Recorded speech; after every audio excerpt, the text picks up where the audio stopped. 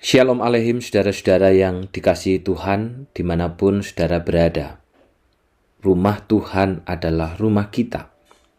Kiranya kita bukan hanya siap untuk merenovasi gereja, tetapi juga terus mentransformasi hati kita.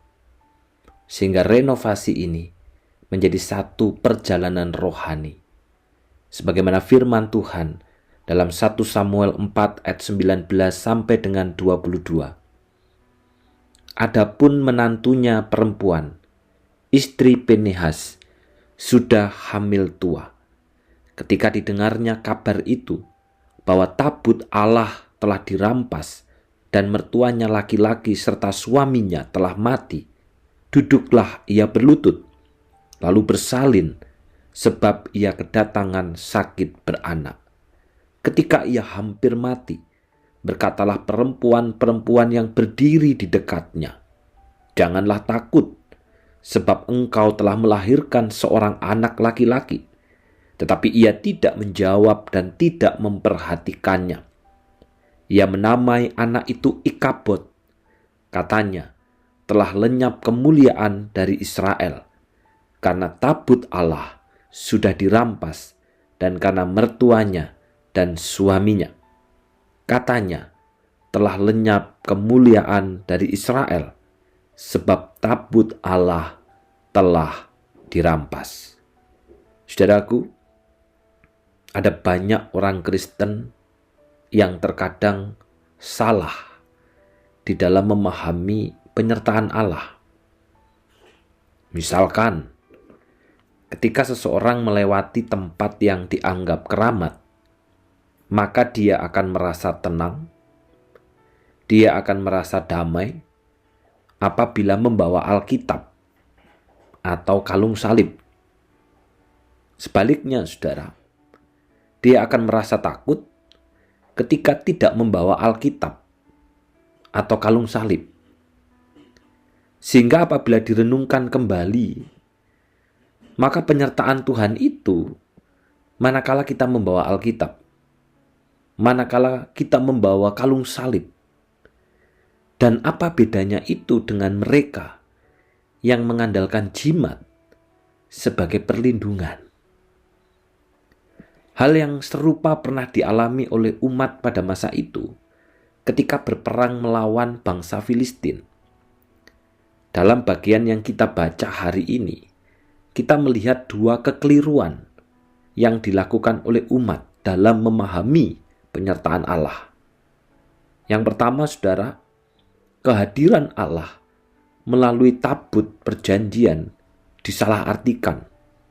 Dan kedua, kehilangan tabut dianggap sebagai hilangnya kehadiran dan penyertaan Allah. Saudara, umat menganggap Allah ada di antara mereka. Padahal cara hidup mereka sangat jauh dari Allah. Mereka mengira bahwa kekalahan mereka disebabkan oleh tabut Allah yang tidak bersama mereka. Sehingga di dalam peperangan itu, mereka memutuskan untuk mengambil tabut perjanjian Tuhan dari Shilo dengan tujuan ketika tabut itu ada di tengah mereka, maka mereka akan menang di dalam peperangan. Saudara, umat salah mengartikan kehadiran Allah melalui tabut perjanjian.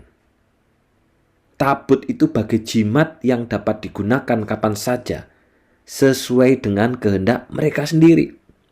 Memang tidak bisa dipungkiri bahwa tabut perjanjian pada masa itu adalah simbol daripada kehadiran Allah di tengah-tengah umat. Namun sebenarnya Allah itu jauh melebihi dari apa yang disimbolkan. Dan yang membuat mereka kalah bukan oleh karena tidak ada tabut perjanjian, bukan oleh karena tabut itu dirampas, saudara.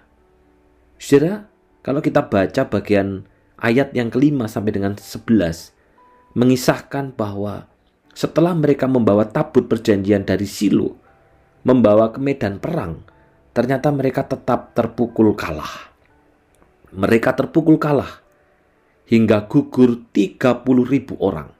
Bahkan tabut Tuhan dirampas, serta kedua anak Eli, yaitu Hofni dan Pinehas, tewas.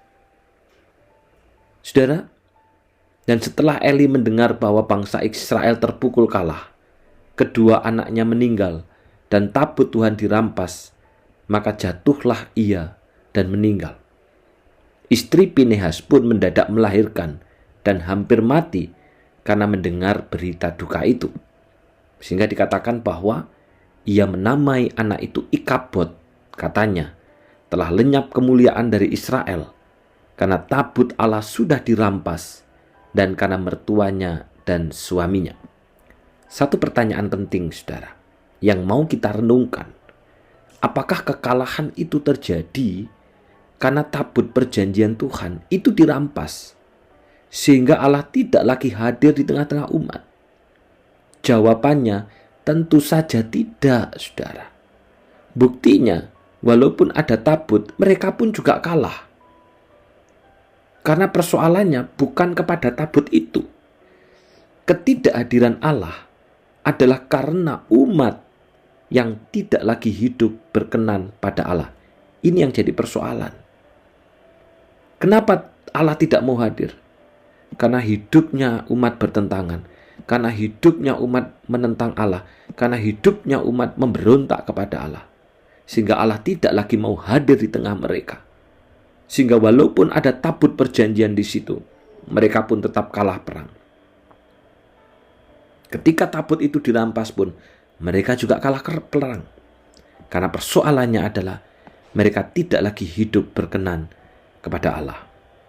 Maka saudara, apabila kita ingin kita bisa merasakan kehadiran Allah itu di dalam hidup kita, di dalam keluarga kita, di dalam pekerjaan kita, di dalam gereja kita, saudara, maka tidak ada cara yang lain selain hidup di dalam kekudusan dan ketaatan kepada firman-Nya. Manakala kita hidup berkenan kepada Allah, manakala segala sesuatu hidup kita dikendalikan oleh Allah, dikendalikan oleh firman Tuhan, maka kita akan merasakan kehadiran Allah itu. Dan ketika kita tidak merasakan kehadiran Allah, itu terjadi karena apa? Hidup kita memberontak. Hidup kita tidak lagi berkenan. Hidup kita melawan kepadanya.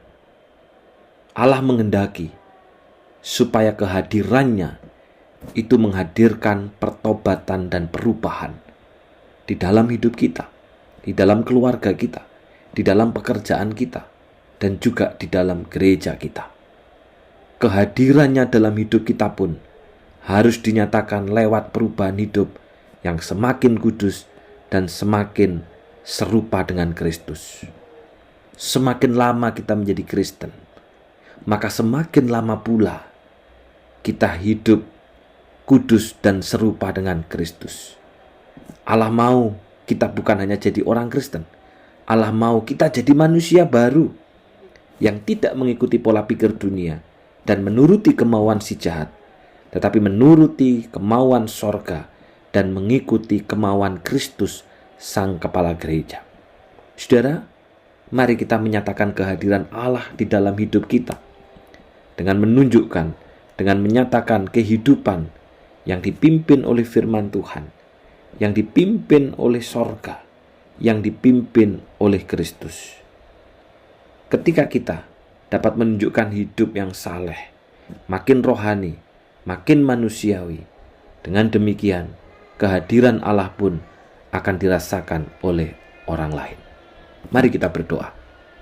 Terima kasih Tuhan, firman-Mu hari ini begitu indah.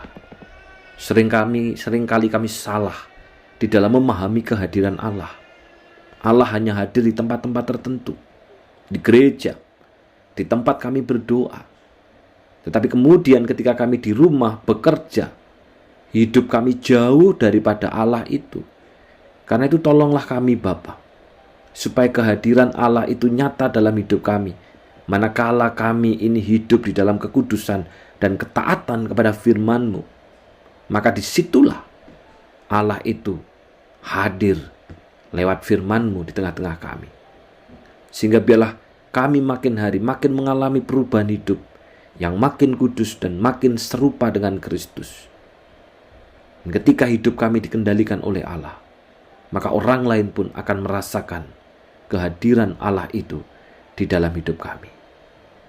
Terima kasih Tuhan, berdoa secara khusus untuk kebaktian kenaikan Tuhan Yesus.